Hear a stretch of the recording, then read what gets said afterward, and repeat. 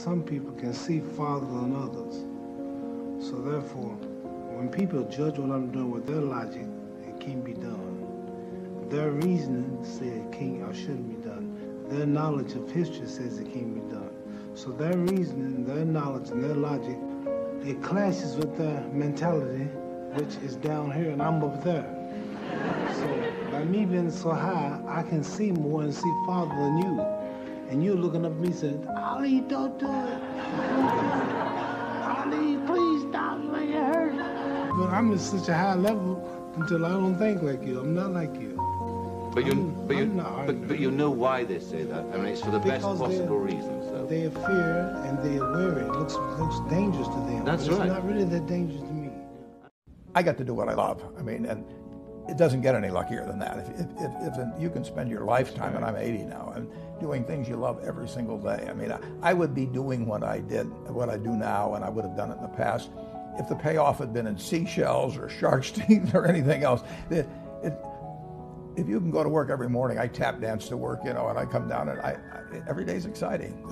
So that is lucky. I mean, that didn't have to happen that way. If I'd been born in 1930, if I'd been born a female, if I'd been born black, I would not have had the same opportunities that I had. When it comes to changing the world, what I learned from Steve Jobs is, if you believe in a Macintosh, if you believe in iPhone, iPod, iPad, if you believe enough, then you will see it. Because other people will believe in it. Other people will create software. Other people will create products. So you need to foster the belief in what you are dreaming so that it becomes a reality, which is very different than saying, I don't expect anybody to believe it until I see it. You need people to believe it before they can see it. Don't necessarily think that you have to have the home run and the huge Apple computer on your first start. I spent a long time in my life with skills just building little devices for fun. For fun is one of the key things, because that drives you to think and think and think and make it better and better and better than you ever would if you're doing it for a company. Build things at first for yourself that you would want. We hid behind cars, and we would wait for the car to come, and when it would get close enough, we would all pop up, and we would all throw rocks at the cars, right? So the one day I do it, they do this all the time, the rock I throw breaks the back window. It was Kevin threw that rock. That was Kevin's rock. They threw me under the bus so fast. But Miss Davis, that was the woman that was my grandmother, it got to her, and she asked me, she was like, did you throw the rock? And I said, I did throw the rock. And she made me feel like she was gonna tell my mom, and I was scared all day. I was like, oh God, this is gonna be bad. But she never told. She never told my mom. And it me a little bit. I don't want to make her feel like she made the wrong choices by not telling on me. And for that, hey, you ain't have to worry about old Kevin Hart doing nothing. Kids were doing something bad, I was right there on the porch. Until this day, this is the first time I've even talked about it out loud. My mom right now is probably pissed off. I took the chance early. From the beginning, the first time I invested, my first investment was real estate. Wow. I went from commercial real estate, huge, skyscrapers actually. The first time, what I did, how I got to where I got to was I looked at certain athletes' career and I said, I don't want to end up like that. So what I did was this. It started off with $5 million. Put up $5 million, I was getting $50,000 a month. Every month on the 18th. On every 18th, every month it was paying off. You like the cash flow? Yes, for years. So I said, okay, if it's paying off like this then, and I gave him 7 figures, I said, I'm not gonna even give him 8 figures. I went and gave him 9 figures.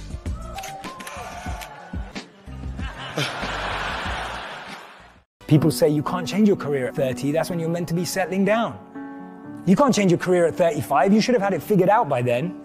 Oh my God, you're not married at 38? What the hell are you doing with your life? Who comes up with this stuff? I have no idea. But this stuff plagues so many people that I speak to. So many people open up to me and say, Jay, I just don't know how to change. Is it possible? What do you think this guy was before he became who he is? He used to be a PE teacher, right? Sports teacher at a high school. How about her? She was a telemarketer for 2 weeks. How about her? She applied to be a funeral director. It's incredible. What happens in society is that we're clouded by the noise of family expectations, the noise of our parents, the noise of our brothers and sisters' expectations. I grew up in a family where you could either be a doctor, a lawyer, or a failure, right? Those were my three options. Anything else would just count me as a failure. So basically, I failed. We are living in a generation of the dumbing down of ideas because we have traded effectiveness for busyness. We are busier than any other generation we have seen in the last 300 to 400 years. And we think because we're busy, we're effective. But I want you to challenge your schedule for a minute and ask yourself, are you really being effective? Or is your life cluttered with all kinds of stuff that demands you and drains you and taxes you and stops you from being your highest and best self? And are you substituting busyness and all the chaos that goes along with busyness from being effective? I was sitting in my mother's beauty shop. They still call it beauty shop now? What they call it now? Yeah, I'll sit in the beauty parlor. And I'm looking in the mirror and I see behind me this woman under the dryer. And every time she looked up, every time I looked up, she was looking at me, just looking me in the eye. And I didn't know who she was. And I said, she said, somebody give me a pen, give me a pencil. I have a prophecy. March 27, 1975. She said, boy, you are going to travel the world and speak to millions of people. Now, mind you, I flunked out of college. I'm thinking about joining the army. I didn't know what I was going to do. And she's telling me I'm going to travel the world and speak to millions of people. Well, I have traveled the world, and I have spoke to millions of people.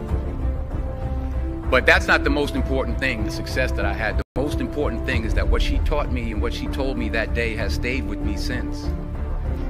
I've been protected, I've been directed, I've been corrected. Because so often I had gone to fight films or sporting films. Yes, we're going to go out there, we're going to knock them out, we're going to win. I said, no, because I'm not going to win. I'm going to get destroyed. But if I can just be lucid, if I can still be standing on my feet, you know what? Then life isn't so bad. And I think, again, symbolically, at the very end of our lives, if we can still say, we were never humbled, we were knocked down, but we got up, and I can say, I lived life with integrity, and I took all the blows, and I still prevailed. I think that's a good epitaph for anyone, and that's what I tried to capture in this film. But more importantly, you can't be alone. To really succeed, no man really is an island. When you find the right components in your life, the right people that gel with you, then you feel as though you're invincible. If I had children now, the one thing I would bloody well make sure that they knew was how to use a computer, how to program, man. Because if you're smart and you can use a computer, you are so much smarter than you are if you're just smart that it's not even funny. And you talk to people, you see this in Silicon Valley all the time, you talk to people who are expert computer users, they are so bloody powerful, it is just beyond belief. So, and that's going to do nothing but expand, right? Because Moore's law is not dead, and computers are doubling in power every 18 months, and who the hell knows where that's going to go. Respect your parents, other things, everything is come. Because your parents are gonna teach you what you have to do. But when you're 15, 16 or 17 years old, you think you know everything, You feel a little bit power, you forget about everything. Now you're big guy, 16 years old, okay? And you feel power, everything, and sometimes you don't respect your parents. You have to remember everything. When you grow up, how they support you, how they give you life, this is very important. Be your parents close, and that's it. Like everything what I have, I have because of my team, my father, my sparring partners, brothers. I was with a friend who went to the hospital one day. He asked me to go with him. His grandmother was dying. I was just standing behind him, just sort of holding him up, man. Come on, man, just do it. And she said, baby, I'm not gonna make it. I'm finna go home. But I called you down here because I want to ask you something. She said, do you know your great-grandfather's name? He said, no, my dear, I don't. She said, you know why? She said, because he didn't leave you nothing. She said, when I die, I want you to go away from here, and I want you to live your life so that your children's grandchildren will know your name. And the only way for them to know who you are is you got to leave them something. That day, he didn't get the message. But I heard it, though. I heard it. And when I heard that, it changed. I love when people are like, yo, is this worth my time? I'm like, well, and it's in a business context. I'm like, well, how much money is your business making? They're like, yo, I don't have one yet. I'm like, well, your time is worth 0. So I think people are audacious with their time. They're fancy before they're fancy. So everything's worth your time when you're at 0. You may bail. So a couple things I would tell you is, one, we need less audacity, right? And we need more tasting. And so, and I know when it's time to say no after I've said yes and realized after tasting it, it's no. You know how many people hate oysters but have never had one? That's how I think about that question. It takes such a desperate, obsessive focus. You really got to focus with all of your fiber and all of your heart and all of your creativity. First step before anybody else in the world believes it is you have to believe it. So here's my challenge for you. Choose that F-16. Set the example for yourself and for your teammates, and build that courage and credibility and confidence that it takes to lead with authenticity, and serve your wingman every day.